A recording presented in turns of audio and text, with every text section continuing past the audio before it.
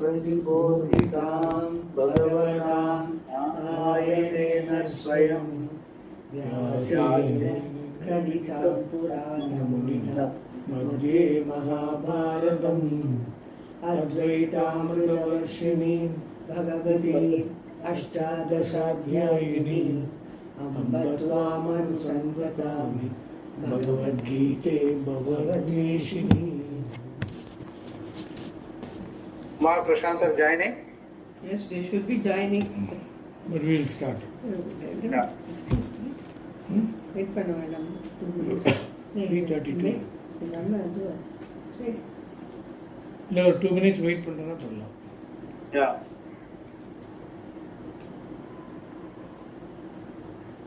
Swamiji, you had a retreat there in the Manjangudi this week? No. No. I had been to that one near this place. There is one place called Taduthat Kondapuram. Okay. And there they are coming up with similar, like our Vedanta Study Center, they are coming up with it. Lot of this Madras, Paramatmananda students, the Lavanya Ramgopal, Surya Priya Rangaraj, that Brahma Yogananda group. I see. They have all put in their this thing and they have started a similar place. There is a Perumal temple as well as Shiva temple. They contact with the Kumbhabhishekam and I had been there. So it's coming up nicely. The whole village they have adopted, like so that the people get into Sanatana Dharma and don't get into other problems and all that. Something similar to nicely they are doing it. Why is it called Taduthat Kondapuram? Swami Perumala. Taduthat Kondapuram Perumal, Amma, Perumal. Swamiji long back, around 12 years, 14 years back, it was first Kumbhabhishekam was done. Now after 14 years they are doing the second Kumbhabhishekam. So that actually is a place has been donated by one Puja Swamiji's devotee to this group, so that they will develop this place and all that. When This we is will start. right from here. This is near Sengalipuram, Same. just adjacent. We will Okay. start. Yeah. Army. What is real success in one's life? After all, what is success? If it is being able to fulfill your likes and dislikes, you are bound for failure because it is not possible to fulfill all of them. In their non-fulfillment, you are going to feel wanting and become critical of yourself, judging yourself as a failure. As long as you have self-criticism, no matter what you accomplish, no matter what laurels, titles, and great prizes you receive at the hands of humanity, you will not feel good about yourself. You will only feel that people are being charitable. Had they known you, they would have withdrawn all of them. Such is your opinion about yourself. Even if you are not self-critical, while accomplishments can create a certain sense of self-worth, it can never be total because there is no end to the things you can accomplish or the improvements you can bring to any accomplishment. Any discipline of knowledge you have only opens up wider and wider areas of ignorance as you delve into it more deeply. No matter how much knowledge you have, you can never feel great about yourself from the standpoint of what you know. Mere accomplishment in terms of skill, knowledge, money, power, etc. does not really create your self-worth. Nor do you require self-worth as long as you do not criticize yourself because the self is already worthy. As long as you do not criticize yourself, you are safe, very safe. When you are self-critical, we need to develop self-worth to counteract that.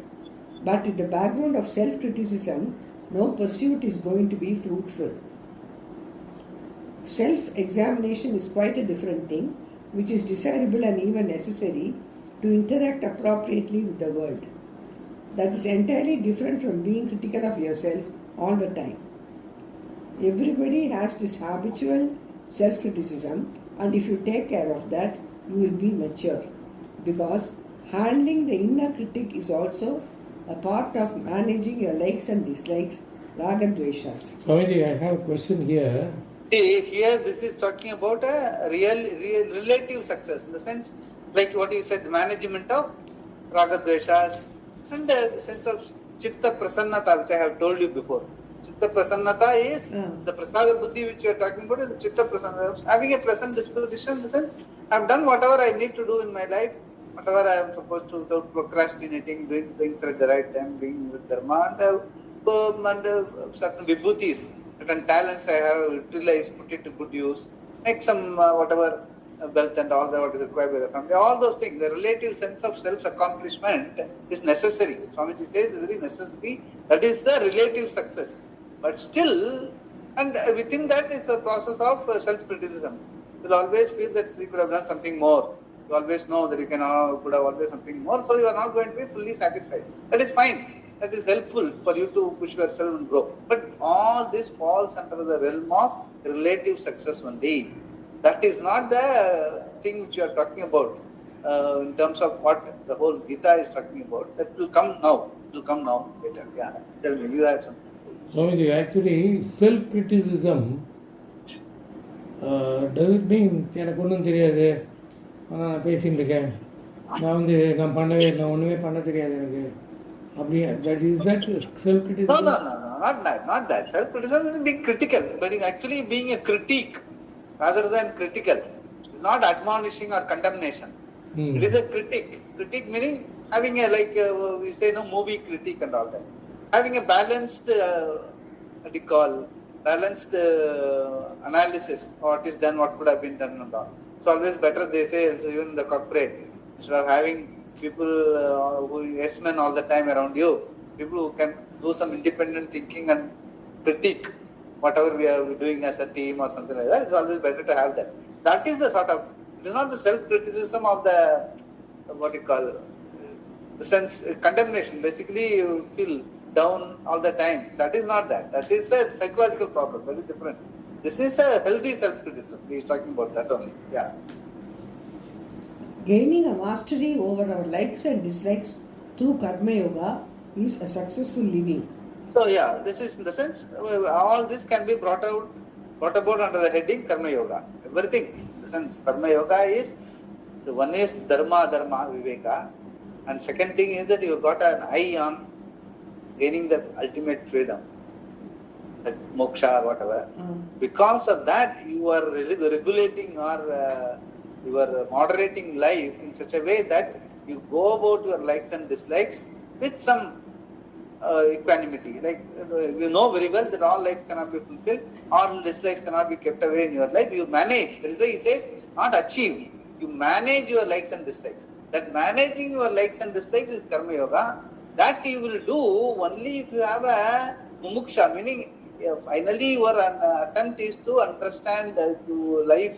What is the understanding of life in the terms of Shastra? I want to study Shastra, I spend time with Shastra, Acharya. For that you need a infrastructure. For that you need a certain maturity in life. That maturity in life Karma Yoga gives. So you are going to go for the ultimate only in Jnanam, not in life. Life in the sense, whatever work you do, family or office or whatever society or whatever. You are not really very much pushed. You don't push the envelope in that direction. But you want to manage your likes and dislikes. You want to manage, you have a chitta prasannata, that use your talents to some extent in life as you grow. Because anyway, as you grow your years in life, you have to necessarily take care of certain laukika, vedika duties and all. For that you need wealth. For that you need a house. For that you need a certain infrastructure. For that you need to work on it. Or work hard for it. For work, job, making money, everything. All those things you have to do. But you have an eye on the moksha pursuit. For that is why you are a karma yoga. Otherwise also whatever you do is also fine. But that cannot be called karma yoga.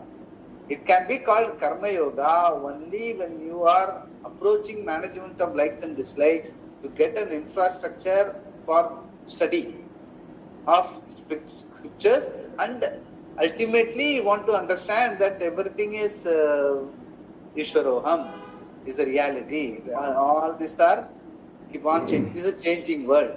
You know very well, in spite of all your accomplishments, in spite of all your dharma, you know very well this is a changing world. It's not going to help me to fulfill even fulfilling my likes and dislikes. Is not one full like fulfilled, another 10 likes will come. One dislike fulfilled, another 10 dislikes will mushroom. And what you like also, after fulfilling, you won't like. Yeah. Because it is changing. So that you are very clear about. In the sense, because you are into the study, you are very clear that likes and dislikes are to be only managed. And that management is called Karma Yoga. So that is called the success, relative success in one's life. Then final, let us read further. Yeah. Actually, Mr. Prashant and Mr. Kum, we have gone two, 3 paragraphs backward. What we read last class, we are reading What again. is real success in one's life? Amma, Page 234. Kumar uncle still didn't join. For me, audio. ஒன்னோடதே 2 வந்திருக்கு. ஆமா, ஏன்னா எனக்கு I'm having some problem in my laptop speaker, so I'm listening from phone and logging in from laptop. So Okay. that's why it took. Okay. So now you have done 2 paras from that. Then now we can go for the third para. Yeah. Gaining a mastery over likes and dislikes through Karma Yoga is successful living. The management of our likes and dislikes includes not being swept off our feet when they are fulfilled and accepting gracefully a so-called failure. There is no such thing as failure if we analyze it, but rather simply an action and a result. Failure is only in terms of our expectation of what the result would be, an expectation stemming from our knowledge. Having an expectation is unavoidable, otherwise we could not perform an action, and having an expectation unfulfilled is also inevitable because our knowledge is not complete. With inadequate knowledge, we project an outcome for our activities and then conclude that we have failed if the outcome is less than or the opposite of what we expected. We have not failed but have fulfilled what is expected. Because our knowledge is so inadequate, we are always No, at the risk of... a mistake. We have not failed, but we have not fulfilled what is expected. Not fulfilled. Not fulfilled. நான் நினைச்சேன். Not பண்ணிக்கோங்க. No. Because our knowledge is inadequate, we are always at the risk of failing. Even if we have planned everything out very well, it is still a calculated risk. We can only plan and then act according to the plan and then wait to see what happens. In every future projection, there is a risk of this so-called failure. See, failure is only against an expectation. Yes, it is yes. not. An action never fails. Action and result is purely Ishvara driven. If there is an action, to that extent what that action was, there will be a result. The prayojanam will always be there. So, result, phalam, is against our expectation. So, that can be plus, minus, opposite and all that. So, success, failure and all that. So, and that is, as I said, phalam means Palgudaya liyate iti phalam will keep changing. Your own perception about success will change. Then for that you can't blame your action or the result. Both action and result are always consistent. But your own expectation can keep changing. So that failure is only against success, expectation. Failure or success is only notional. It is in your mind against an expectation. That is a separate track by itself. That's we manage பண்ணனும். And whereas action and result will always follow. It's all niyati, order. Like your computer programming. Computer program program enna pannirko adupadi 1 + 2 if you put in the calculator it will always come 3. So it's programmed that way. So likewise your niyati in life also is always programmed. So all Ishvara's niyati can never fail because it is what you call it is endemic in the sense there is only one truth. Within that only all these movements are happening. So that's completely in charge. So I don't know. Only that we won't know what it is all about. The movement we'll be doing. So it's okay. So we must be able to. That is why that prasada buddhi. Again, prasada buddhi, accepting it as gracefully because not out of okay, I accept it gracefully. No, not like that. By fully being aware that their action and its result are totally tied up. It is purely in the order. That Shraddha, once it is there, you will never feel. Never will have a lack of acceptance gracefully to a result, a particular thing that is happening in your life. So, because the Shraddha has to be there, that understanding also has to be there. The action and result are very fully tied up like that. Then there won't be any, the success, failure, all those aggrandizement will not be there. That will itself will be a maturity, sort of karma yoga, internal space. That also is being talked about here. We cannot consider it a failure because a human being's knowledge is limited, and therefore if the expectation based on this limited knowledge can go wrong, failure is natural. If it goes right, we should feel grateful for the powers that be, but if it is wrong, it is very natural. Knowing that things will not always happen as I wish makes it easy to develop an attitude of karma yoga. There seems to be a law based on my own free will, or in which my free will is included, about which I have very little understanding. That is the law of karma, the law of dharma, which may include my own past action that is perhaps enhancing or stifling the result of an action I do not know. I do know. That is why in every culture we have expressions equivalent to good luck and bad luck. There is no such thing as chance at all. It is only a way of saying that I do not know all the factors involved. The mango did not decide to fall on my head, but it happens to fall on my head, nobody else's. I can simply take it as chance, or I can appreciate that there may be some unknown factors operating here. Everything has causes. In any endeavor, the law of karma may be operating against what you want or in favor of what you want.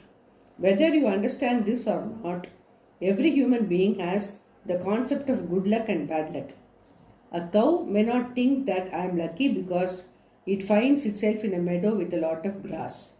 The concept of luck is understood only by the human beings who experience things going smoothly or things going in sixes and sevens on a given occasion. The animals may not have this concept even though they experience varying situations. Thus, if you understand that you cannot determine the outcome of your actions, you have the proper attitude. This attitude includes appreciating the Lord as the one who shapes the actions, karma phaladata, according to the law. The law themselves are Ishvara. Recognizing that you do not look upon any unpleasant thing that comes as some kind of conspiracy of the laws against you. It is not so. The laws cannot conspire against you because they are not partial. That is why they are laws. A law being what it is, there is no way in it can cheat you. If you analyze it carefully, you can see that even another human being cannot cheat you. You just expected too much from him. Similarly, nobody can disappoint you. You just expected something that he could not live up to. If he could have, he would have. Sorry, Swamiji, just in this context, we say when it is as simple as you go buy something, a mango for example, and you find that the cost is much more than what it is sold somewhere else. Then you say that fellow cheated me. So that is why. That's all. Because of our own lack of understanding, maybe the demand supply thing is there. Somewhere else the demand may be more, supply may be less. So he has to sell it at a lower place so that demand can be whatever. Listen, there is a lot of laws which we don't know. So we cannot, on that basis, whatever happens, we should not make a judgment or pass an opinion that fellow cheated me or something like that.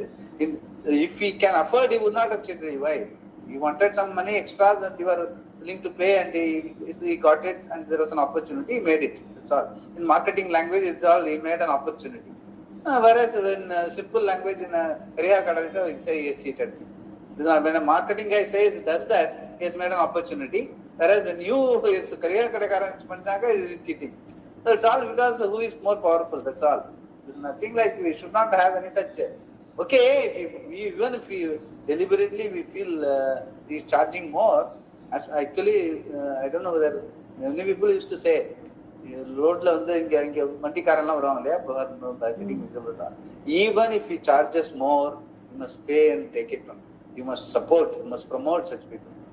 You should not be all the time looking for a good bargain. Sometimes you have to deliberately, knowing fully well the other person is charging more, still you must pay and take it. You should not unnecessarily arguing with him for small money and all that. So it's all an attitude. It's all a question of attitude. You don't have to feel cheated. Nobody can cheat you in the sense you get what you deserve in life. That attitude, that is a karma yoga. That is a shraddha. Those things we must have built it in our life. We should not get into unnecessary heartburn for small things. Okay, whatever is due to me, nobody can take it away from me. That attitude has to be very strong. The shraddha has to be very strong. Because you cannot really put it in calculations. But it is operating. But it's not like our tax laws or constitutional law. It is Bhagavan's law. That will never fail. Because there's one niyati. At the end of the day, there is only one niyati. The whole thing is only the Sat being operating as Chit as well as Anantam. So in the oneness level, there cannot be a mistake. And that comes as a result of the understanding, ultimately. But initially you must have it as a Shraddha. But finally you will know fully well that is how it is. So Shraddha only will help you to get the reality. That's what he is trying to say here. So all these heartburn things, anything that will disturb your internal infrastructure, all this you should avoid. It's called Karma Yoga. By Shraddha and by relative understanding, you must get rid of it. All those rough edges, you have to remove from your life. Then only your Siddham will be ready for contemplation, for ready to accept what the Shastra says about that. You will not be really bugged by the daily changing life. Since the whole thing is the changing life is why it is called Mithya, as I yesterday told, as my article I have explained in detail. It is not Mithya, is not a substance. Mithya is if you don't understand something and take too much about it or too less about it or opposite, that is Mithya. Mithya is a lack of understanding. Purely it is avidya. Yes. Mithya is called Mithya. Avidya. And reflecting in situations. And Satyam is, if you take things as it is, then it is Satyam. And that is possible only in your ultimate understanding. In relative situations in life, you will always make a mistake. Not Satyam 100%. Little bit plus minus will always be there because it's changing. By the time you look at it deeply, it has changed. And you also have changed. Your own intellect has changed. Your own database has changed. Anything but the chat GPT, something else will be there. He himself will ask, if you want something more, I can tell you. So it's all, that is why it is a relative world. Purely it's a relative world. There only that much and no more. Just keep moving. Be practical about it. Whatever you get, take it and keep moving. That is very important. Yeah. But Swamiji, these cyber security crimes where we get WhatsApp was there, someone sent a message in SMS, sir, your courier is ready, contact this number.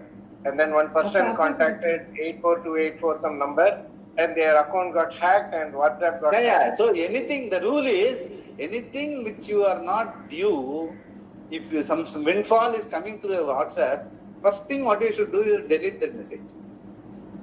Because what is not due to you, if it comes to you, you should not be avaricious about it. That is precisely the problem. Suddenly some days, we are going to deposit some money in you, please contact. We think, lottery. That is precisely the problem. It is, they are playing on our weakness. Why? You can say why they should play, but why should you succumb to that? So, and the message, the first thing you should do is delete. Simple. Don't get tempted at all. If it is due to you, it will always come. Just because you have deleted the message, nobody is going to take away your money. But never respond to such things. Very important. Of course, they keep sending messages, but still people are gullible. So much money means they get, that is called, that is where the problem is. The management of likes and dislikes, the Karma Yoga Buddhi is very, very important in life. Practically also. There should be a very clear understanding about dharma and all. We stick to it. Should not be avaricious about life. Nothing, no life, nobody gives you free lunch. It's all, you must be what you work for, you will get it. All those things should be very practical and you should play low, play down your expectations to the minimum. And always be ready to expect something what you have not expected happening. If you enjoy Sukham also, you must know that Dukkham is around the corner, relatively speaking. At the same time, you don't have to be all the time be afraid or something. Right? You just take it easy. If something nice happens, take it easy. Something bad happens, take it easy. Keep moving. Because keep moving with a balanced approach is Karma Yoga. Actually, that is precisely what Swamiji is trying to say. Management of likes and dislikes. Not that you cannot have likes and dislikes. It will always be there. You cannot, it is not that even to some extent some greed also will be there. But when the greed is backfiring, you must be ready to accept it. Because I was greedy, so that's why it backfired. All these things, practical approaches also is very important in life. Yeah. Yes, again, this attitude includes appreciating the Lord as the one who shapes the actions, karma phaladata, according to the law. The law themselves are Ishvara, recognizing that you do not look upon any unpleasant thing that comes as some kind of conspiracy of the laws against you. It is not so. The laws cannot conspire against you because they are not partial. That is why they are laws. A law being what it is, there is no way it can cheat you. If you analyze it carefully, you can see that even another human being cannot cheat you. You just expected too much from him. Similarly, nobody can disappoint you. You just expected something that he could not live up to. If he could have, he would have. It is that simple. The problem is he is incapable of what you expected. And if you ask why he is incapable, it is like asking why salt is salty and not sweet. You do not complain that salt is salty or sugar is sweet. Similarly, if a person behaves under certain circumstances in a given manner, you should know that if you had the same background, same parentage, same upbringing, same environment, same schooling, etc., you would find it impossible to behave any differently. Very, this is beautiful. If you put yourself in that situation, this can never be refuted. That is very important. Yeah. Then you would be able to understand that he cannot behave differently. It is all very logical. This has to be imbibed in our. Otherwise, it is very difficult. The laws always operate logically. There is no mistake there. Only we make mistakes because our knowledge is inadequate. But if we understand that our knowledge is inadequate, half the battle is won. As human beings, we tend to think that we are in charge of everything and have a need to control situations because of our insecurity. A secure person is one who can accept that nothing necessarily goes his way and enjoys the fact that his life is full of surprises. He can either sit and cry about the fact that he cannot control his situations, or he can just be ready for surprises. This readiness for surprises and the capacity to take things as they come is Karma Yoga. Naturally, the Raga Dveshas, likes and dislikes, lose their hold. The capacity to take things as they come, leave things as they go, and be ready for a surprise is the attitude of a Karma Yogi. It is important to note that it is not a certain type of karma, but it is this attitude that brings about the preparedness we are looking for. When that is there, the knowledge that is pursued will gain a reality because there is nothing to oppose it. So the whole thing is the preparedness for study and understanding the reality. So that is once this preparedness is there, and when you go for the knowledge, the knowledge will validate what all you have lived as a Karma Yogi. So between knowledge and Karma Yoga, the difference is only the knowledge will validate the life of a Karma Yogi. You feel, I was right, the way in which I approach. You feel so satisfied that I have lived like that. That is why this knowledge makes sense to me. So it's all very complementary. Jnana as well as Karma Yoga, both are very complementary. And Karma Yoga is only, no Upanishad deals with Karma Yoga extensively except Bhagavad Gita.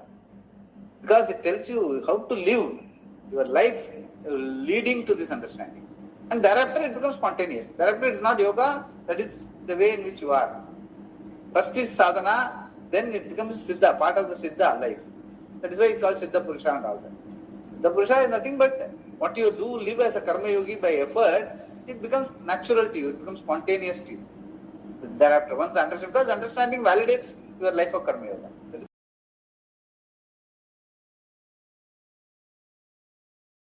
So because we are reading here saying, according to our Karma Yoga, you know, the Raga Dveshas, likes and dislikes, also the knowledge that we are supposed to have, the attitude of a Karma Yogi. So I'm just feeling like when there are 40 people around me out of No, people, see, this has nothing not to do with Karma. something What you like- say is nothing to do with Karma Yoga. It is I know. purely being practical about your job enrichment and other things.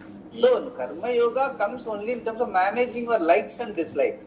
It is not your, that's not what you want to gain, what you want to lose and all that. That part of it, you must be clear. Whatever you do to like something, even they will not get fully fulfilled, maybe less or more or opposite and all that. That is part of life. That is managing Karma Yoga. Job opportunity, how you do it more or less and all that is purely practical. Job situation, it will keep changing. That has nothing to do with Karma Yoga. You enrich yourself and your job to that extent you feel that you need it for future, you do that. Sometimes it may be useful, sometimes it may not be useful. Doesn't matter. You are not doing any adharma or something. You are doing only some extra, or pulling up some extra time from your life, which is okay. It's your life. You don't have to worry about all these things. Yeah. because in the group of the, I'm not bothered about the people No, of the group. problem is you don't give too much of value to Got it. others' opinion. That is your problem. I've seen that. Okay. Yeah. The thing that opposes this knowledge is your own incapacity to have a hold over your raga dveshas. You have raga dveshas even with reference to the mind, wanting it to behave in a certain manner. As a karma yogi, you let the mind be as it is. There is nothing wrong with any mind as long as it is not crazy, and if you think it should be like this or that, you will make it go crazy in no time. The mind is a simple instrument meant for thinking and sometimes moving according to its own laws. You just let it go. You can allow it to have its own leisure time as long as it is available for you when you have a job to do. That is all you need. You do not judge yourself on the basis of your mind because unsteadiness, chanchalata, is its nature. It has got to be so. Self-judgment is the problem, and that will be there as long as you have binding raga dveshas, though you can have as many likes and dislikes as you want if they do not bind you. Once I got this, my answer here in that. This paragraph gave me the answer. Thank you. once this karma yoga is accomplished, knowledge is all that is required. For knowledge to take place, operation of the pramana by enquiry, vichara, into the words of the Shastra called Shravana is needed. This should be followed by Manana, analysis of what is gained through Shravana. If there is any habitual problem remaining, contemplation, Nididhyasana, will take care of it. Then the knowledge will become complete. So now all along he has talked about Karma Yoga, preparedness. Now he is getting into Introduction to the next. the sense, serious Shravanam, Mananam, Nidhyasana, followed by knowledge. Here I wanted to just tell you regarding that this thing. See, so what he has done all along is that all the other contentions or other opinions about Satkaryam, Asatkaryam, Asatkaryam, all those things, all that Vaisheshika, Sankhya and all those things he has negated.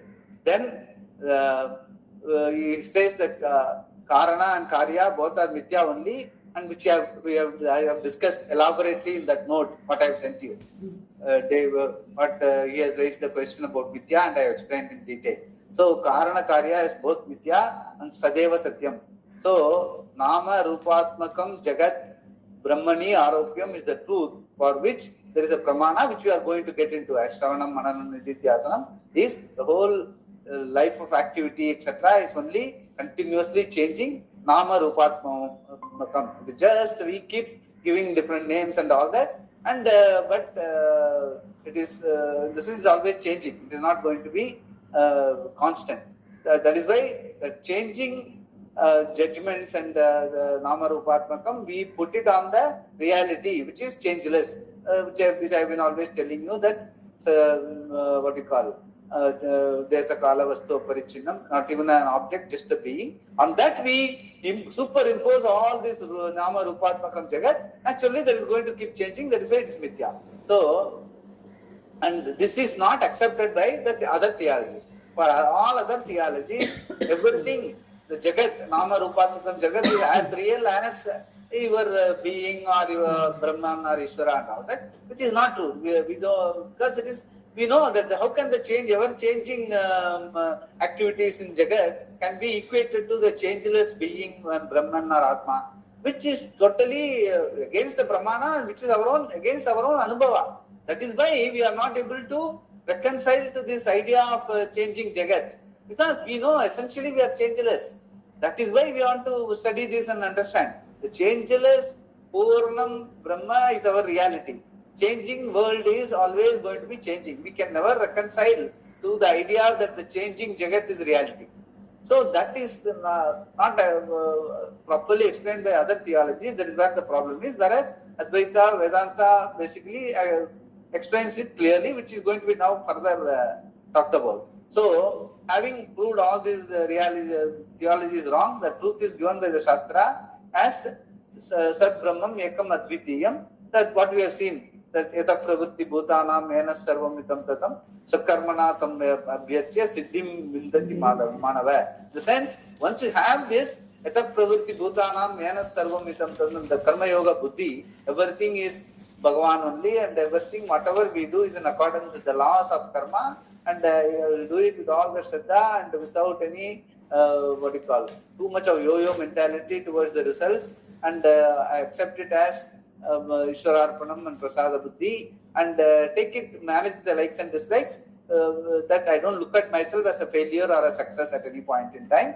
Then it all keeps changing. That is the Bhagavad Vachanam. Once you have understand that Siddhi is called Karma Yoga. The Siddhi that is being talked about is Karma Yoga. Having this Karma Yoga, now Advaita understanding is possible with the following verses and overall, what the Gita talks about, Advaita understanding by Shravanam, Mananam, Nididhyasnam for a Vidwan, by getting rid of the Avidya by Vidya. Vidya meaning what is the reality? That is the reality. What is Avidya is our identification with our body, mind, senses as my reality. That is Avidya.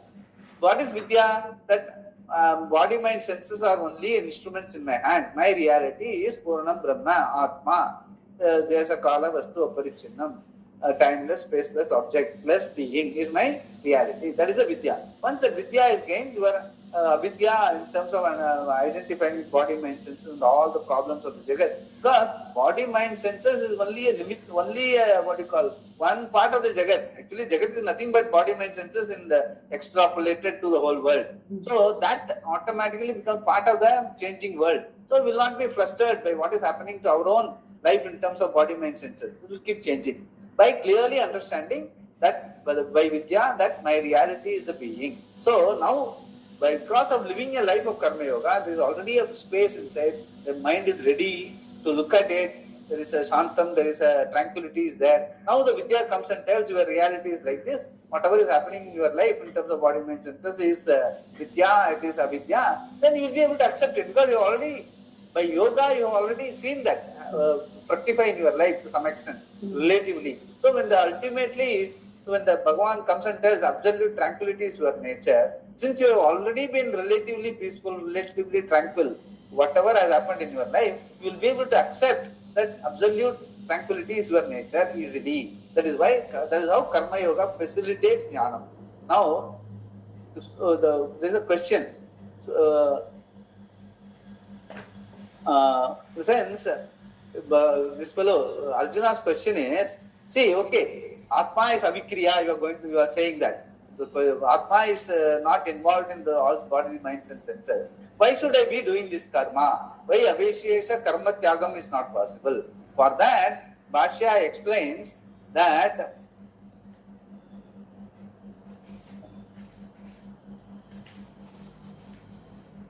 only for Avidwan it is not possible because Arjuna has still not understood what is the reality. Without understanding the reality, he says, that is what you are going to tell me, let me right now leave the karma and go to forest, he says. But unless you understand the reality and claim it as your reality, you must be very clear about it, then only you can leave karma. That's what it does. Till then the kartrutvam will be there. Vasha explains that only for Avidwan it is not possible because kartrutvam due to the avidyaya atmani adhyaropitam, like what we have been telling. Like body, mind, senses, Mulamata, all along we are living. And suddenly overnight, without even understanding what is your reality, you can't leave that karma. So, whereas Vidwan knows Atma is avikriya. By gaining jnana, then jnana prapti, then jnana nishta. Nishta means nitaram sthitihi, meaning living that understanding. You must be able to live that understanding relatively wherever you are. Like what we have been telling about even Janaka, even though he was in a palace, the palace was burning, he was still able to attend the class equanimously. So telling, okay, there is somebody in the palace who will take care of some problem, it is a fire and all that. I am not going to leave the class and go. He was able to, you had that maturity, you had that nishta. At the alavukku nishta vandadukku appuram you can say, no, now from now on I won't do any karma. Till then you have to be doing karma. That's what he says. So karmana tam every banana so karmana tam abhyarchya siddhim vindati manava. Be doing that as an arpana to Bhagavan. Then jnana nishta prapti will happen. Then this sarva karma sannyasa, meaning that internally you will be ready. Whatever happens in your life, you will say it's all happening in the Jagat. My reality doesn't change because of that. That equanimity will continue, that nishta will happen in your life. This is the prelude to the next verse. From now on, what is going to talk about is the jnanam. That jnana, nishta, yogyata has been discussed now. Now, the jnana will be talked about from now on. Yeah. And here he is giving Swamiji is giving an introduction. That also we read. Prasad? Introduction to the next verse. Yeah.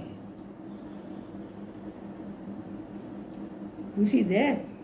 He is not there. Now at the end of the Gita, Okay, we do. in this 18th chapter, the freedom Yeah. from action, Naiskarmya, characterized by complete knowledge, has to be told. This Naiskarmya was pointed out in chapters 4, 5 and 6. That which is free from all action, which is motionless, is Brahman. And the one who has knowledge of this motionless Brahman, which performs no action, is called Nishkarma. Its nature is Naiskarmya, actionlessness. This actionlessness has nothing to do with doing action or not doing action. Not doing action is laziness or unwillingness or incapacity to act, whereas actionlessness, Naiskarmya, is nature of and the knowledge of what is called Knowledge of it is what is called Naiskarmya Siddhi. So this we have seen that in the 4th chapter itself. Karmani akarmaya pache akarmani cha karmayaha sa buddhiman manushyesu vidwan. He is a vidwan, he will say. Why? Because it is not a question of doing or not doing. Even while doing, you should be actionless because that is your reality. You are doing only with your body, mind, senses. Then also you are actionless. Whereas when you are identified with your body, mind, senses and you still tight doing nothing, then also you are, that I am not doing is an action which you are doing at that time. You will feel more guilty. Because anyway you don't know any reality of yours other than your body, mind, senses. Then what is the point in being lazy? And sitting tight without doing any work. So, it is a question of understanding. Only by understanding, Naiskarmya Siddhi is possible. The Naiskarmya Siddhi that is being talked about, it is not doing any work.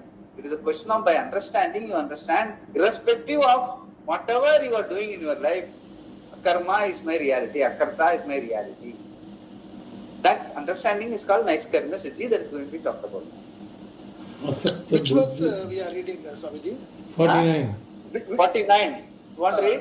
No, I will go to the next. After that, I will read. Freedom from attachment. I will locate it in the PDF. 49. Okay. Yeah, 49. Let me read. Yeah. Read. We called you, you were not there. Buddhi. Volume. Yeah. Are you able to hear me? I Yeah. don't know the maintenance problem Padi. today, actually. It went But again. read. Let us see. Introduction to the next verse. Is Adi it clear? Pachache. Freedom Verse from 49. attachment. Verse 49. Freedom from attachment. Asakta buddhif sarvatra jitatma vigrita sprihaha naiskarmya siddhim paramam sanyasena digacchati. Sarvatra, everywhere. Asakta buddhihi, the one whose mind is free from attachment. Jitatma, the one who has self-mastery. Vigata sprihaha, the one from whom longing has gone. Sanyasena by renunciation. Naishkarmya Siddhim Paramam, the most exalted accomplishment of actionlessness. Adhigachati gains. The one whose mind is free from attachment everywhere, who has self-mastery and from whom longing has gone, gains the most exalted accomplishment of actionlessness by renunciation. The one whose mind has no attachment, asakta buddhi, is a karma yogi. The word sakta means attached or committed to something. So asakta buddhi is one whose buddhi, the mind, is not attached. To what is the person not attached? The asakta buddhi is not attached to likes and dislikes, raga dveshas, which express in terms of an affinity for or aversion to some object or the result of an action. Generally, we are totally committed, dedicated really, to gathering what we like and keeping away what we do not. External objects are divided into three groups: things what we like, things that we do not, and things that we are indifferent to. While the objects are external, the likes and dislikes are inside, which means that the objects of these likes and dislikes are not only outside, they are inside. Our day-to-day activities are totally dedicated to fulfilling these ragas and dveshas. Is there any exception to this? There is nothing wrong with this either. The problem comes only when there is an intense reaction if they are not fulfilled, which is often the case. The person is so committed to the fulfillment of these likes and dislikes that a non-fulfillment generates a lot of frustration, depression, sorrow, and so on. What does this mean to be not attached in this way, that is to be an asakta buddhi? This is not simple detachment, but a thing that is to be understood well. Karma yoga is such a sensitive thing. It is very subtle because it is an attitude more than anything else. In fact, it is only understanding.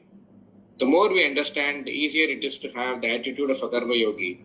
What does it mean to be an asakta buddhi with references to likes and dislikes? Shankara will only say that it is freedom from attachment without really explaining what that is or where the attachment is. But we understand from what has been said so far that it is freedom from an attachment to the fulfillment of likes and dislikes. This is the sameness of mind that defines karma yoga. Samatvam yoga uchyate. Yeah, we have seen it in the second chapter itself. Footnote. Yoga karma samatvam yoga muchyate. In terms of expectations, samatvam cannot be actually, even the expectation cannot be samam, which we know even as we do. The result can be different and all, then different situation, different places and all that. So the samatvam is how you receive a particular result of an action. So it's an attitude again. So what Swamiji says is, even though Shankara may say samatvam towards dislikes and likes, it is not exactly to have the same response to likes and dislikes. It is a question of how you accept. Samatvam is in terms of accepting the result of your likes and dislikes. So it will be plus minus, and this is totally related to the law of karma. And so whatever comes, I will take it in the right spirit and move forward. That sort of an attitude. You must be ready for it. It won't happen after it comes, after the result comes. Even before that, the attitude should be there. Then only when it happens, you will be able to take the rough with the smooth easily and carry on. That is what he is explaining here as samatvam yoga muchyate. Yeah. The karma yogi. Next para. As long as what is right. Sorry, I was on mute by mistake. Gita 2.48. A karma yogi enjoys more or less sameness of mind in that neither is there exhilaration when something desirable is accomplished, nor depression or frustration if something is not accomplished. Since he has freedom from attachment with reference to accomplishment, likes and dislikes are not so important that they will cause him to go against what is right and wrong. On the other hand, they are in keeping with right and wrong. What is not to be done he does not like, and what is to be done he likes. As long as what is right and wrong is kept in view in the choices you make to accomplish what you want, there is no problem whatsoever. There are hundreds of means of accomplishing various ends, but your options are only within the range of dharma. In choosing an action, you go by dharma. When you have a mind that does not give you so much pressure from likes and dislikes that you are constrained to choose means which is not fair, you are an asakta buddhi. And when the result comes, you accept it gracefully. whether the karma pala, the result of your actions, is in keeping with your expectation, or more than, or less than, or opposite to what you expected, you are ready to accept it gladly. The likes and dislikes do not rule. Now you understand what detachment is. It is not a word that can be used glibly because it is full of meaning. The one who has the mind described here is an asakta buddhi. One minute, Swamiji. This he says detachment. So can you? This paragraph seems very important for. Yeah, definitely. In the sense, Swamiji goes one step beyond what even Shankara. Generally, Upanishads, see, the Upanishads and all, even Bhashyam and all, they will not go into too much of implications. What is the implication in your life? You must scrutinize it and apply it and see how it. That's why he says it is a question of management of likes and dislikes. Meaning, likes and dislikes you may have. You can say straight away, I should not have likes and dislikes.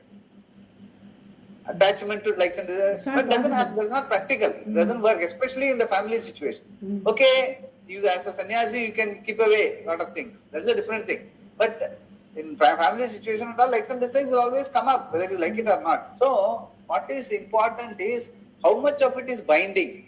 The result of a like, if it is achieved, if function pananonaka, so many things you want to do. Some things may go exactly, something may not go exactly. Either way, I have made my right effort, something didn't go okay, that we must be able to accept it with the rough, with the smooth. That attitude of acceptance, having a, smiling. You don't have to smile all the time, but the smiling attitude inside, whatever happens, the prasannata should be retained. That is important. Then all your likes and dislikes you can manage. You can manage and you can change. In today's situation, things may change. But you must be ready for all that. That's why he says, whatever you need to do, you do, but be ready. Even before it happens, the result comes, you must be ready to receive it. That attitude should be there. That comes over a period of time. It is not that you develop it overnight. Over a period of time, you have to keep working at it. That my idea is, why I have a value for karma yoga? Why I have to live that? Because I don't want my mind to be disturbed. Why I don't want to be disturbed? I have got something higher to achieve in life. What is the higher? My reality. That means you must already having an idea that the whole thing is mithya. Whatever we are doing, very sincerely within the family, in the society, in the factory, office, etc. We know it's all changing. Changing things will change. You must take it with a pinch of salt. And the understanding must be there. That Shraddha only will tell you to go for Satyam. Then for that you must have a preliminary understanding of what is Satyam, which has been already told in the second chapter. For which you have got the Shraddha. You have not understood that, but you have got the Shraddha. Now he is going to clinch it by saying that what it is all about. So many ways he has told, we have discussed also. Now he is going to clinch it. So, attitude of karma yoga will help you when you are reaching the stage where you are scrutinizing the whole shastra for the reality, you will be ready to own up the reality, irrespective of what is happening in your vyavahara life.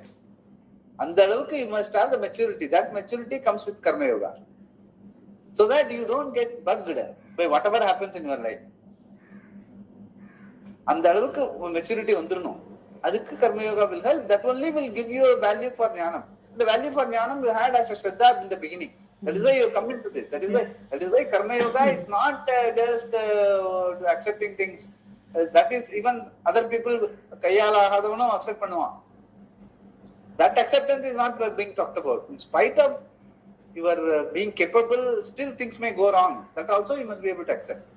As part of the understanding of life. Karma yoga is again part of the understanding of life. Dharma, viveka, and Satyam, Mithya, Viveka to some extent. Where I am looking for Satyam, whatever is happening around me in life is Mithya only. And I am seeing that everything keeps changing. That is why I elaborated on Mithya in the last 3 notes I have exchanged. You must really understand what is Satyam, Mithya. Swamiji always used to say, if you understand Satyam, even one of them you understand correctly is enough. Yes. True. Mithya you understand, because Mithya only we are dealing with. So better we understand Mithya is Mithya, then that is Satyam. Understanding Mithya is Satyam. And Satyam automatically, now what I'm going to talk is very simple. Satyam is very simple. Yeah. But here also, one thing, he says you should be ready to accept it gladly. Gladly, initially grudgingly. That's what I'm asking. Glad acceptance, very important. So we can say that I have a doubt. ரொம்ப நாளா இருக்கு. See, the reluctant acceptance initially. முதல்ல அப்படிதான் ஆரம்பிப்போம். அப்படிதான் இல்லையா? அப்புறம் then it will probably turn. Yes. That is where a little bit of continuously doing various events in life, and then it becomes so spontaneous that you don't. People ask also. They used to ask me honestly. Neither when my mother died nor my father died, I never cried. How can it be like that and all that? I said it is not something you pretend or something like that. It grows on you over a period of time. With taking everything with the Vasochan, Anvasocachum, Pragyam Badam Shabaswe, Gatasun, Agatasun, Nanu Sochanti Pandidaha. Neither there is nobody is born, nobody is gone. There is gone into my psyche for so long. So it becomes natural, it becomes spontaneous. So that is precisely what he is talking about as glad acceptance. Glad acceptance, you don't go and laugh in a funeral. I understand. It is internal. Generally, maturity. Yeah. More than raga, dvesha, this acceptance becomes difficult. Important. Difficult. So initially, reluctantly, you will accept. Because that is the problem. We are so very carried away by good things when they happen. When good things happen, we get so carried away in party, we celebrate and all that.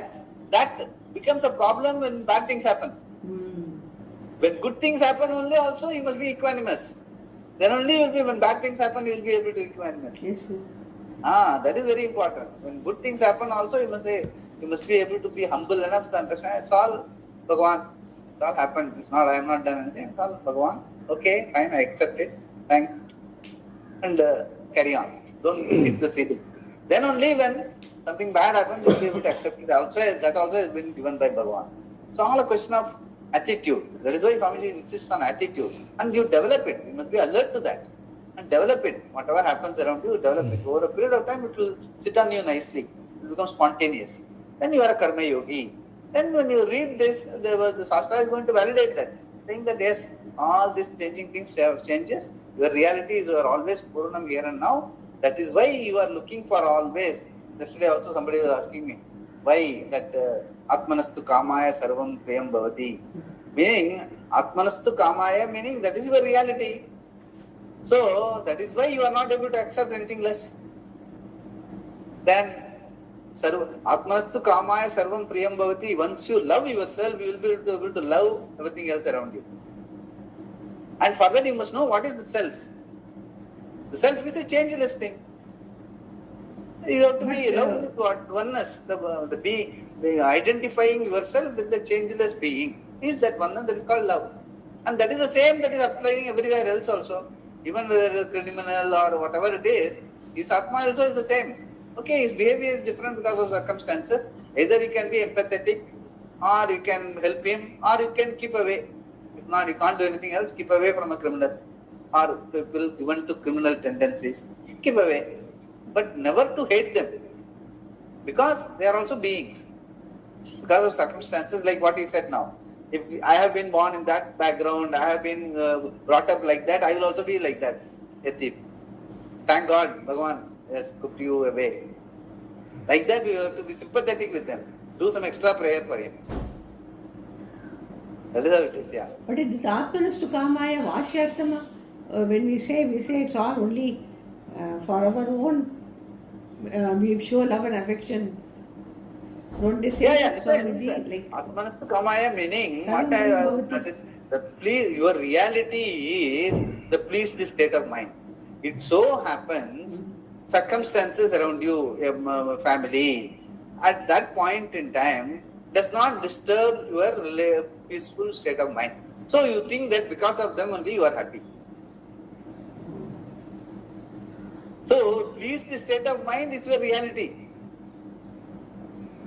Love is your reality. But we you take think it that to is be because of things, circumstances around me only I am happy, I am loving. No, it's not so.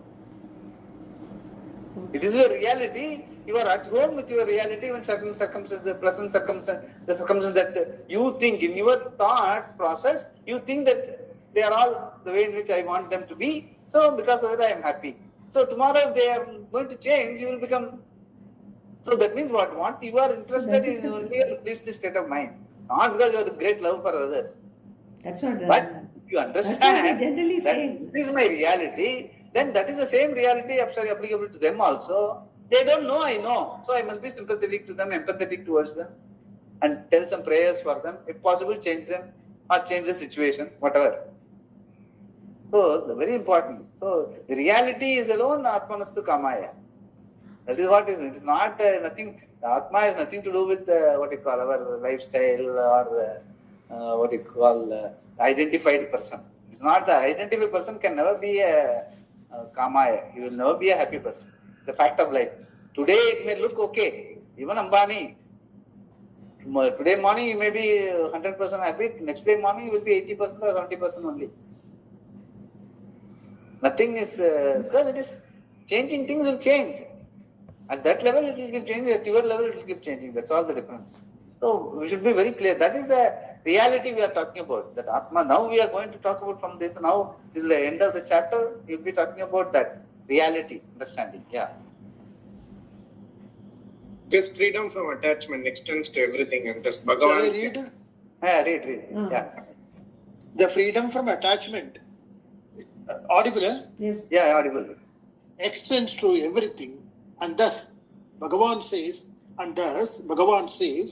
that this person has freedom from attachment everywhere, sarvatra. Shankara gives son, spouse, etc. as example of some of the things that can be objects of an excessive attachment. A person who has this type of freedom with reference to son or daughter, wife or husband, has freedom everywhere, sarvatra. Mastery over oneself. In other words, he is jitatma, one who has mastery over himself.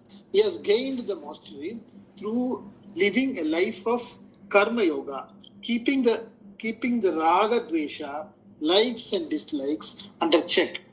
He allows dharma to rule his life and not raga dveshas, and thus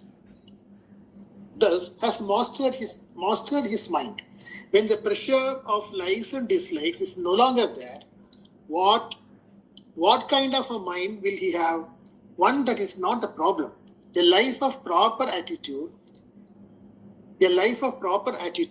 a prayerful attitude accounts for this mastery of the mind. In that he does not come under its spell. If there was any problem, it has been taken care of. Next para, freedom from longing. Then again, being one has self-mastery, being a jitatma, naturally he is one who is released from longing for various things. Vigataspraha. Praha means longing. Vigata means not having. Yeah. Opposite of that. To understand what this longing is, just observe some of the youngsters that you see moving about in groups with bandhanas on their heads, chains on their necks, no buttons on their shirts, looking for varieties of things, roaming from place to place with their tongues hanging out. This is called longing. The young and the restless. While it is very visible in youngster, it does not necessarily go when you grow up physically. Though you cannot do those things anymore because of a certain etiquette and an image that you want to present, the longing for them still remains. You have become an adult physically, but inside you are the same restless adolescent. That is what we call longing.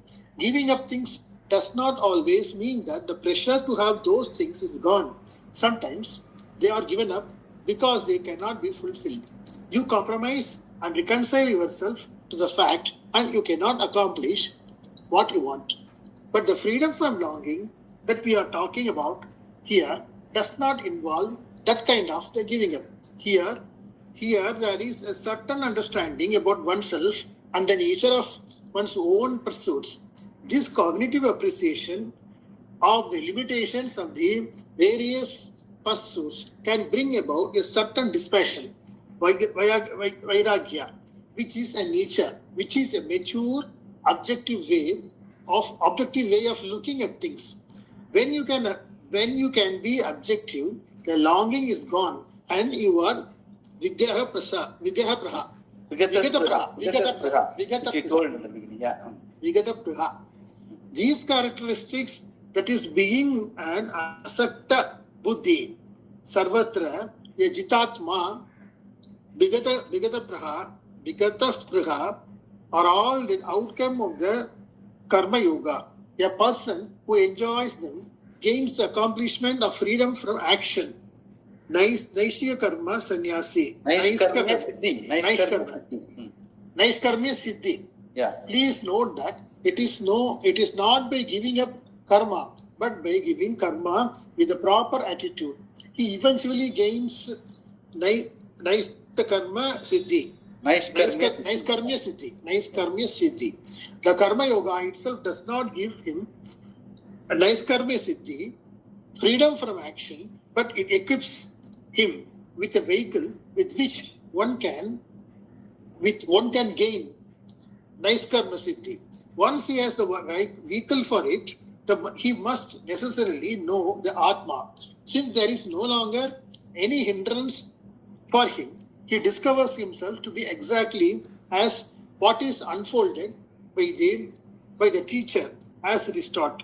The vision of the teaching is non-separate from himself, which a person being taught gains naiskarma siddhi. What is naiskarma siddhi? What is naiskarma siddhi? Shankara says that the one who has this is the one from whom all karmas have gone. There is no karma at all for him. How? Because of clear knowledge of himself as the actionless Brahman, Atma as the actionless Brahman. Next sentence. Atma is that Brahman, is not object, is not subject to any kind of change. It is always the same. When a person comes to know that this Atma is Brahman, which is free from all action, he discovers that there is no action in the self, and naturally all karmas go away from him. All Vedika, religious, and Laukika, secular karmas that he was doing, past actions, present actions, and future actions have all gone away in the wake of the knowledge that Atma is Brahman, which is free from all activities. It never performs any action at any time. The one who knows that is called the one who knows that is called Nishkarma. No, the one who knows that. The one who knows that is called Nishkarma, and his disposition of status is Naiskarmya. That is actionlessness. This is an accomplishment, siddhi, because it makes you totally free. Thus, the accomplishment of actionlessness is called Naiskarmya siddhi. So, Shankara. you have to be, one minute, you have to be very careful. That earlier verse is there, no? Yata pravritti bhutanam yena sarvam itam tatam swakarmana tam abhyarchya siddhim vindati manava. There the word siddhi is yoga siddhi. Here the word naishkarmya siddhi is jnana siddhi. From here he is going to talk about jnana siddhi. Previously it was yoga siddhi. Okay, that readiness for this knowledge. Yeah. Shankara gives a second meaning for Naiskarmya siddhi as a state of actionlessness, which is called moksha. Either way, it is the same. This Naiskarmya siddhi is the most exalted paramam. Why? An accomplishment like heavens, etc., or any locally gained power, name, etc., that is born of good karma, still leaves the jiva as a beggar. Leaves the jiva as a beggar. He remains a constant beggar of the crumbs of happiness that fall to him by chance, which is not much of an accomplishment. Naiskarmya siddhi, however, is the measure of Naiskarmya Siddhi, however, is a measure, is a treasure of your own fullness, and nobody can take it away from you. It is entirely opposed to an accomplishment, born of any accomplishment, born of any type of activity, for it is in the form of freedom right now, not later, a freedom that is not centered on anything else except yourself. Therefore, it does not depend upon any other factor. To be free, you require only your known self. If you know yourself, you are free. If not, you are bound, and no accomplishment, however exalted, can alter that. What is the use of the bound person who does not know the Atma adding embellishments to himself?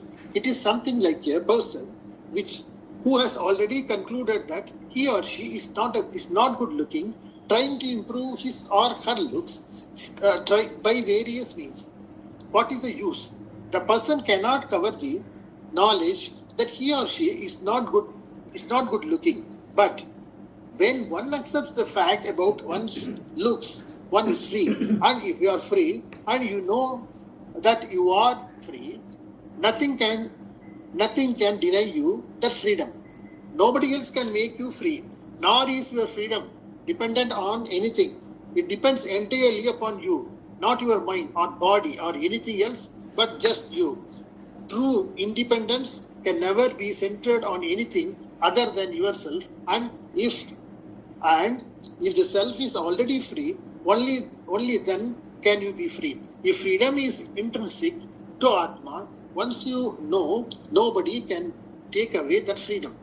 How does one gain this Naiskarmya Siddhi? How do you gain that freedom? Bhagavan says that it is by renunciation, sannyasena. Since we have seen that total actionlessness cannot be accomplished except by knowledge, Shankara equates sannyasa with clear vision of the Atma. Sannyasa here is renunciation of all karmas, sarva karma sannyasa, which is identical with knowledge. Because Atma is always free from all karma, knowing that you become free from all karma. Therefore, the state of actionlessness, Naiskarmya, should not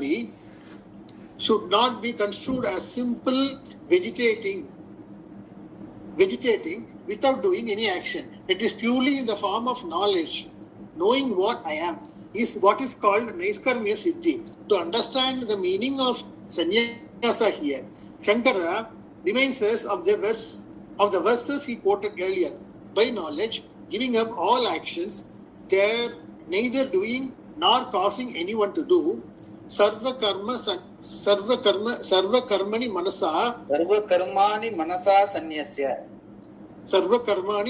sanyasya naiva karvan na karayan. Which sloka, which chapter?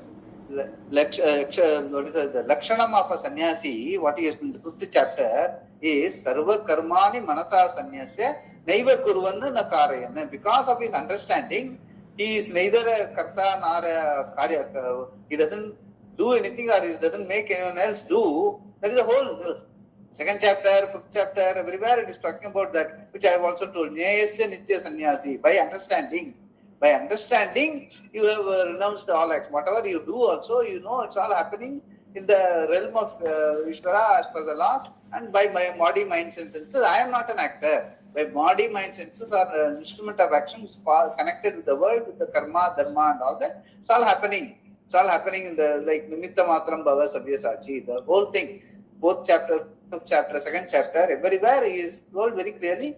Atma is not a karta. So sarva karmani manasa sanyasya. Manasa here is by understanding.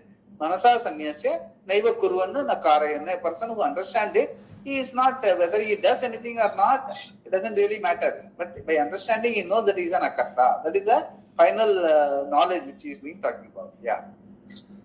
He does not give up any karma except by the knowledge that he performs no action. Doing, he can say that he does not do. He does not do. Talking, he can say he does not talk. But you may object. Bhagavan has just recited so many verses here. How can he say he does not talk? To understand this, you must understand his version of I. Vision of I. Yeah. I means Atma. Vision of I. Okay. That's a story about Krishna that illustrates this very well.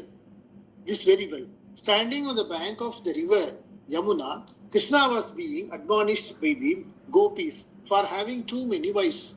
He listened to this for some time and then told them to cross the Yamuna and feed one Swami who was living on the other side, and he had not eaten for many days.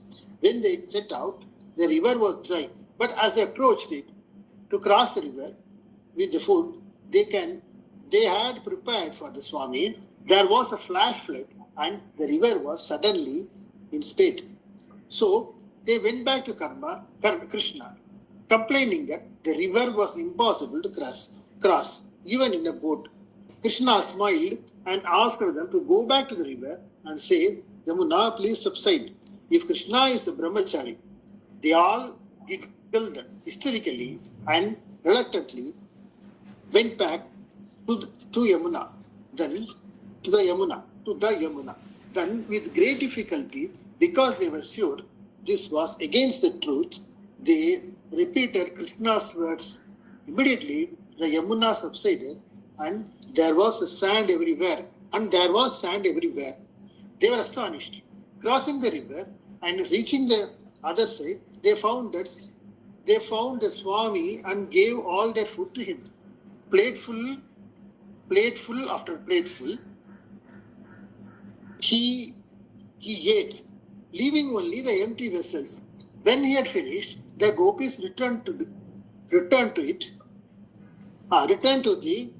Yamuna, only to find it once again in spate. Since Krishna was not there to help them this time, they went back to the Swami. After listening to their problem, he smiled and told them to go back to the Yamuna and say, Yamuna, if the Swami had never eaten in his life, please subside.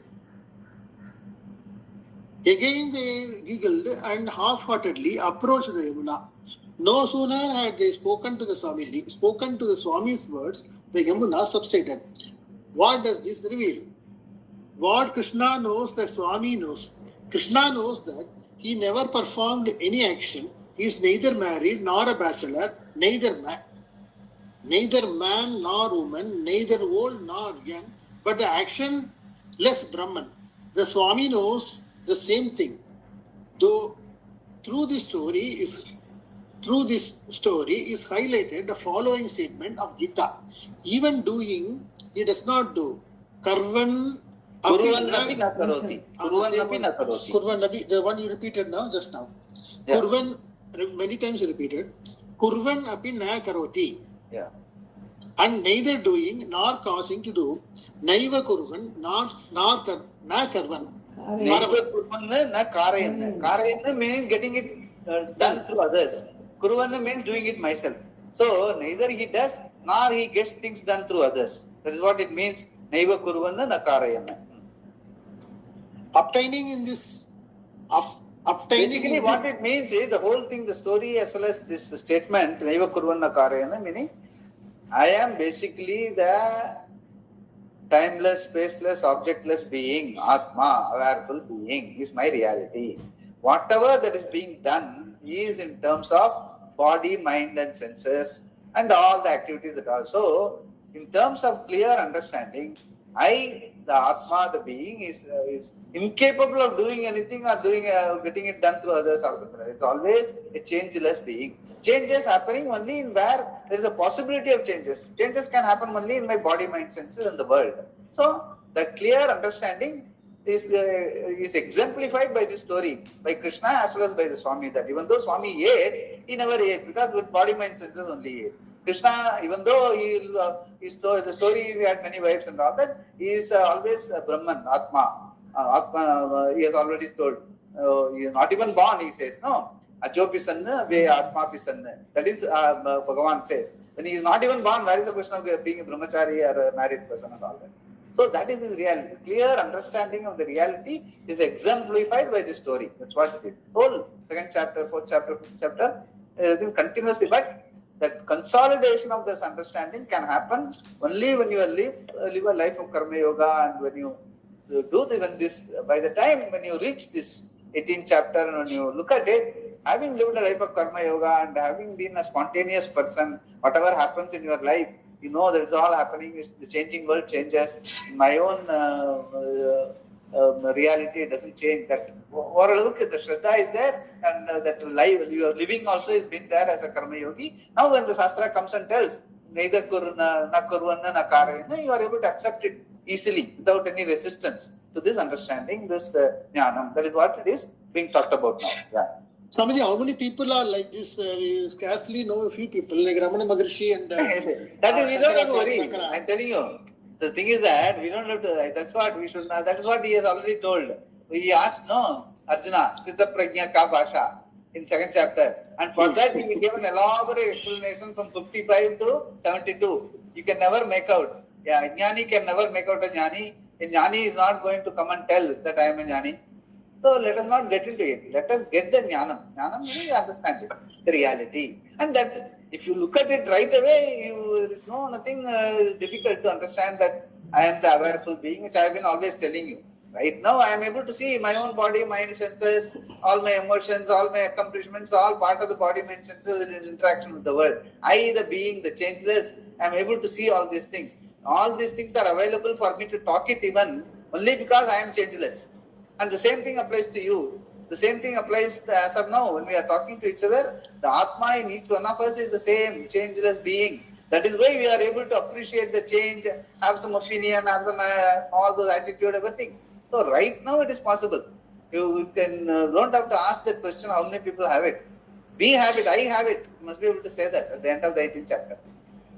I am Purnam Brahma. That is why you are telling every day, no? Purnamadaha, Purnamidam, Purnat, Purnam.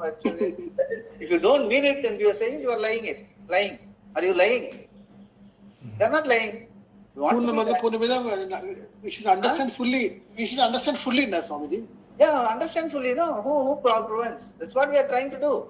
So we don't have to go into that, how many people know. No, not necessary.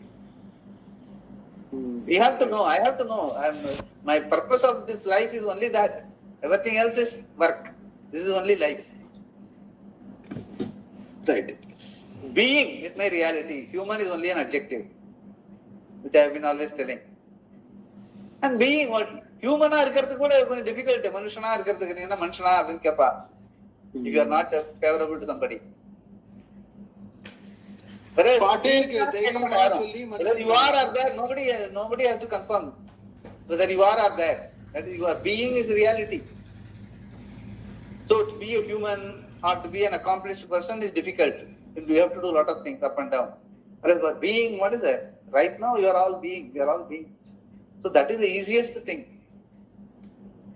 So if you ask me, every one of us is being. You ask anybody who knows, he will say all of us are Brahman.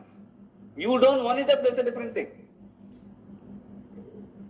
Ishwaroham is the reality. Everything else is mithya. Correct, Swamiji. Meaning wrong understanding. Mithya means it is there as available for transaction. But if you look at it as my universe and all that, that wrong understanding is called mithya. Yeah. There's a song also, Dhairiyamaha Cholli Maridandana. Yeah, a lot of good songs are there. Even Varnadasan thing and all that is that. What is that? Unnai erindal ni unnai erindal, ulakil ni vaalalam, vaalndalum taalndalum, thalai vanangadu ni vaalalam. That song is there, na? Unnai erindal means what? This only. Vaalndalum taalndalum. There is up and down. It will always be there. It is happening only for your vyavahara. Whereas unnai erindal, if you know yourself, you are Purnam. When he says, Anadasan says, Nanna Pata Nanna you don't really scrutinize anything for that matter. Yes. Yeah. Obtaining this physical. We'll stop here. There's Yeah, we will introduction in the stop. next verse. Correct. Next Correct. verse. Introduction to the next verse. Yeah. So we have to, some few lines are there. Obtaining in this physical body, as though enclosed obtaining in this physical body, as though enclosed by this body, while the body is moving, while the mind is thinking, and everything is active, he performs no action. All these activities are all these activities are blessed by the presence of Atma, which itself performs no action. That is indeed I. There is no other I anywhere. The one who recognizes this gains the most exalted accomplishment of actionlessness, Naishka Karma, Naishka Karma Siddhi. Paramam Adhigachati. Naishkarmya Siddhim Paramam Adhigachati means Paramam. This is a Paramam Adhigachati. This is the ultimate in your life. And you gain it, and this is called Naishkarmya Siddhi. Here this I equal to Ishvara. Both I equal to Atma, I equal to Ishvara. So that is the crux of the whole teaching is that in this sentence only, straight away, obtaining in this physical body as though enclosed by this body, while the body is moving, while the mind is thinking, everything is active, he performs no action. All these activities are blessed by the presence of, even though they perform no action, fine. Even if they perform action, it is not blessed by me only. Sat Chit Ananda only blesses. Otherwise, even this action is not possible. So, blessed by me, in my presence, it all happens. Nothing else is there. Because there is nothing else is there. I equal to Ishvara. That's what he means. There is no other I anywhere. Means Ishvara also has to be there only. No, because there is no other I means what? Everything is Ishvara means it has to include this I also. The one who recognizes this gains the most exalted accomplishment of actionlessness, Naishkarmya Siddhim Paramam Adhigachati by understanding. So understanding life is the Paramam Adhigachati. That's what he is trying and he will expand it. The verse says, just read the verse, but we have to, one paragraph also be above that. No, that we will start the introduction next. Paragraph we can, we'll do that. There is an introduction, next verse. We'll do that. I will do it along with the introduction. Yeah. पूर्णमदः पूर्णमिदं पूर्णात् पूर्णमुदच्यते पूर्णस्य पूर्णमादाय पूर्णमेवावशिष्यते ॐ शान्ति शान्ति शान्तिः श्री गुरुभ्यो नमः हरि ओम्। धन्यवाद स्वामीजी।